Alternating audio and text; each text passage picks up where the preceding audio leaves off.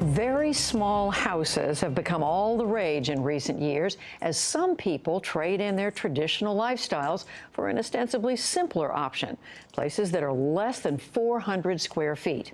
Well, today there's a twist. Tiny houses are being seen as a way to give homeless and low-income people the chance at home ownership. Jeffrey Brown visited Detroit to find out more for our ongoing series on poverty and opportunity in America, Chasing the Dream.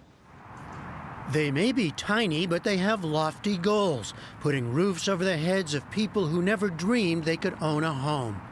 The idea for Detroit's tiny home project was born in an unlikely place, the floor of an old warehouse. People couldn't imagine what 300 square foot would look like when we first started. You? I couldn't. So we came out and measured it out and taped it out and then thought, well, where would I put the sofa and my bed, and is this enough room? And we decided it would be. And now it is. All right. So this is our one of the studios. Studio meaning there's no bedroom. Correct. Yeah. Reverend Faith Fowler is a pastor and community activist working to create jobs and provide homes for the city's most needy. Some have large front porches, some have decks or patios in the back. All have a nice backyard so they could have a dog or a barbecue or just sit outside and listen to the traffic. Each of the 7 homes built so far has a kitchen, living room, washer-dryer, and bathroom. Several have separate bedrooms. Fowler's nonprofit Cash Community Social Services purchased 25 vacant lots from the city for $15,000. They're bright spots, literally, in a neighborhood with many vacant, crumbling houses next to one of Detroit's busy freeways. We wanted this to be a part of a larger neighborhood rather than being segregated or separated or isolated outside of a neighborhood. Yeah, because you drive around and much of this neighborhood is still very blighted, right? Often people are worried about gentrification. I'm not so concerned yet. Not an issue here, right? No. There hasn't been a new building in this neighborhood since 1974, and it was a garage. So you can imagine the excitement of seeing houses go up like a barn raising here as people are coming to watch and sometimes even offering to volunteer. A volunteer workforce built each home in about 5 weeks using donated goods and services. That kept the cost to around $40,000 to $50,000. The idea here is how to overcome something that many of us take for granted, how to buy your own home when you have few or no financial assets, and when the whole notion of owning a home seems impossible. For those living below the poverty line, and 40% of Detroit's residents do, Fowler says there are plenty of barriers to home ownership.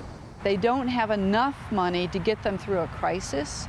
So your car breaks down, or your hours get cut, or you get laid off, or somebody in your family gets sick. All of a sudden, you don't have enough financial security to get through it. And so all of a sudden, you're in a crisis that you may not recover from for years or decades to come. This gives people something that they own. Right. That they can have the pride of ownership, that they can have the dignity of using as a home even while they're renting, and ultimately something they can use as collateral if they have a crisis. The new inhabitants here will rent to own. They'll pay $1 a square foot in rent.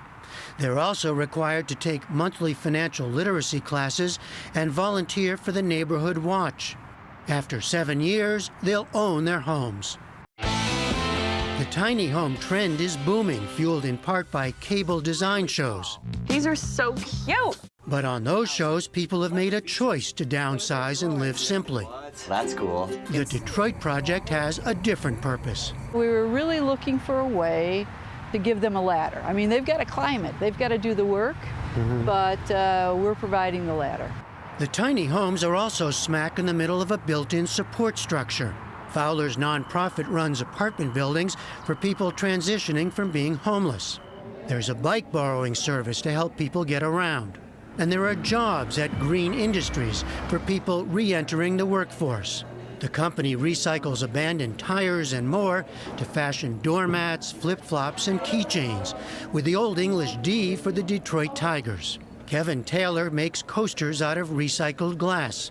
He credits his job here as a lifesaver after struggling with addiction and spending time in prison. Well, it changed my life. I'm employed. I have my own apartment at this point in life, which is a wonderful thing. Learning how to live again. What does that mean? Well, that means waking up in the morning, doing normal things that normal people do, having coffee, breakfast, get ready to go to work, come home. That's the idea behind the tiny homes as well. And there's one more idea, that each should look and feel different. So often when you're considering affordable housing, it's ugly. Yeah. It's a box or a rectangle, it's identical. There's no colors, there's no design. So again, we wanted it to be attractive and to instill pride in people. And so different architectural styles, including so far Cape Cod, modern, and shotgun. Ed Weir, an architect from Ann Arbor, donated his services to help design a future home in a Victorian style.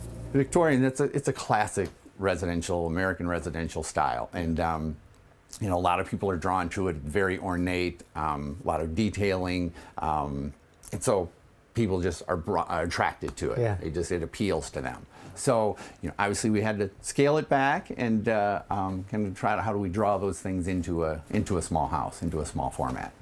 It's hardly the norm for low-income housing, but, says Weir, that's the point. It's a refined, elegant, tiny house that somebody would love to live in.